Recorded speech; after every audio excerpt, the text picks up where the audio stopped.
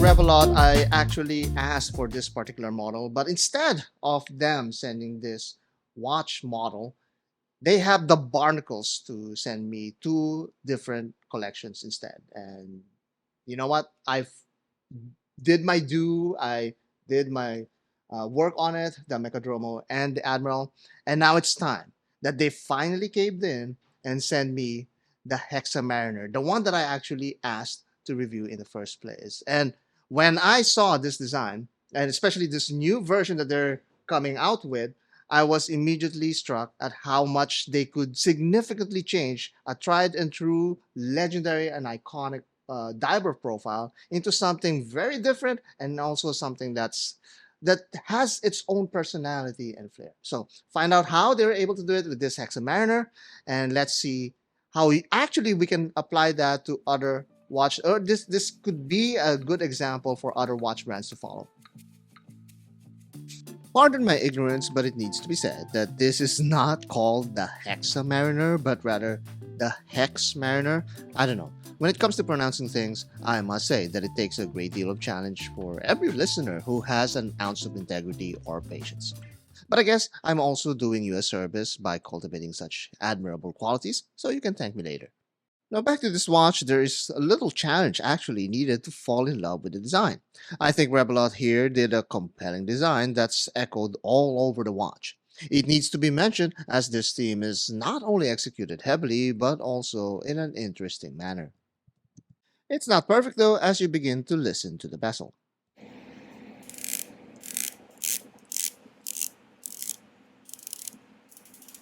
This is likely the biggest complaint I have against this watch, as the bezel looks great and all, but the acoustics feel muffled, unrefined, like clashing metal. The operation is as expected with this NH35 Seiko caliber that's easy to work with and equally accessible to service.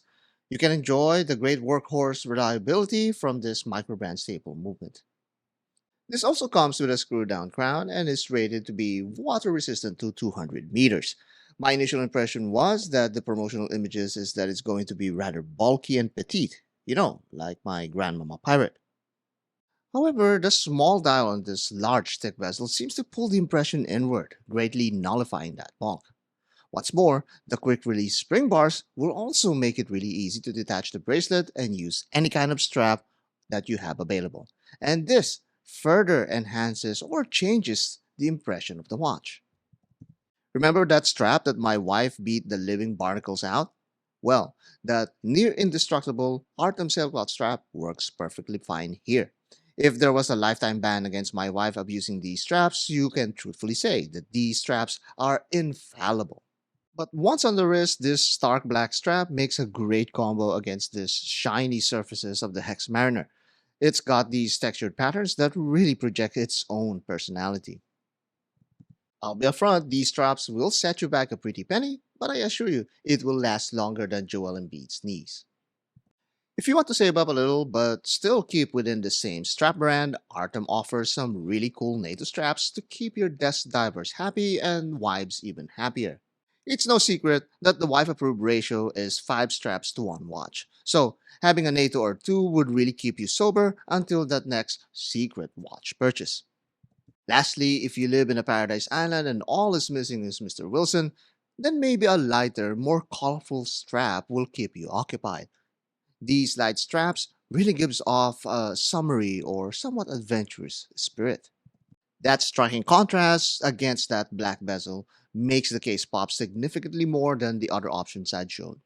It also allows room for the purple dial to flaunt its good bits in every corner and angle. Now let's see how it fares with the original Submariner. As a stalwart legend of dive watches, the Submariner often comes in monochromatic colors. So, this area is often exploited by microbrands, as it's easily the area that many people would gravitate towards like clockwork.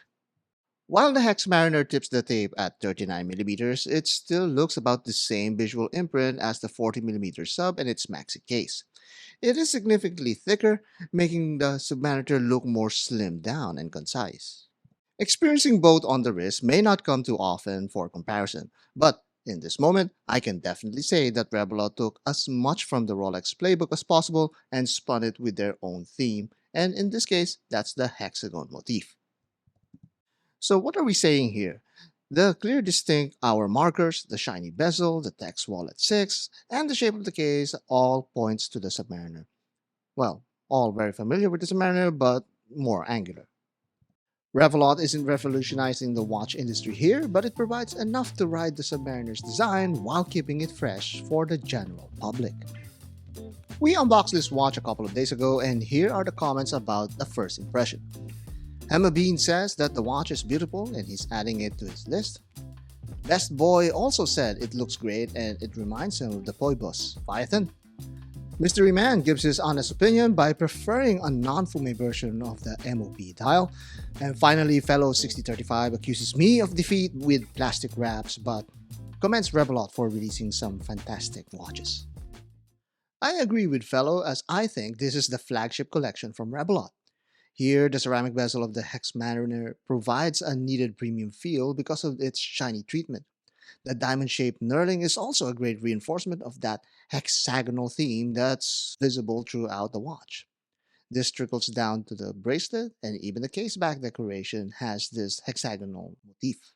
The most prominent of them all is, of course, at the dial side of this diver. This dial is simply amazing to behold, and it needs to be experienced by your naked eye. Each hexagonal plate is uniquely patterned, and their contrast against each other is very lovely to look at. The indexes and hands also exhibit the same shape that really ties everything together. I'm really captivated by the application of geometry in this design. The fact that a six-sided shape produces 12 angular points is a remarkable feat. Each point aligns perfectly to the outer scale, showcasing a subtle yet intricate detail that I truly appreciate. Another noteworthy feature is the Revelot Hex Mariner engraving on the rehaut, another popular Rolex element and a very welcome feature for the Hex Mariner. Another fun fact, every quarter marker has a Revelot tip to it. Very nice. And lastly, the loom shot steals the show as it's absolutely fantastic. So I told you earlier that I reached out to Revelot for this watch first. Instead of diving right away to reviewing this collection, I ended up reviewing two other watches in its place.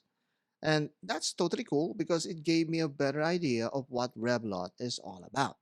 Their whole thing is to offer as much variety as possible at the lowest possible price.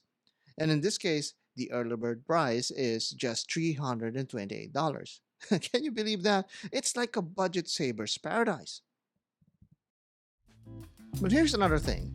They're able to offer you that money because many of the components here are offered easily by suppliers, with the exception of the dial. But even the dial managed to maintain a distinct personality with just two index marker shapes. This is a great example of delivering a unique look from readily available parts. You know, sometimes it's great to have limitations. The greater the challenge, the more satisfying the victory after all. So let this be a case study for designers and enthusiasts. Never back away from a challenge, but rather grow the barnacles and overcome these limitations. And that is the Hex Mariner from Revelot. It's an amazingly different dive watch compared to the oversaturated market of dive watches. This manages to stand out by using, well, its hexagonal design. It's such a simple and yet effective design choice of using hexagons on your indexes, and that gives the dive watch a lot of character with very minimal production cost, because I know for a fact that these are stamped indexes that they cut and then they apply on the dial, and I think anyone could do, any watch brand out there can do the same. So what do you think? Did the Hex Mariner from Revelot manage to do what I'm actually blabbering about? Or maybe I'm just a paid promoter again, because that's what many of you are thinking. I'm pretty sure many of you are seeing the points that I'm making. So comment down below, let me know what you guys think. Roast me if you can, or be have the barnacles to risk being banned from this channel. It's true, I do ban people from this channel, imaginarily.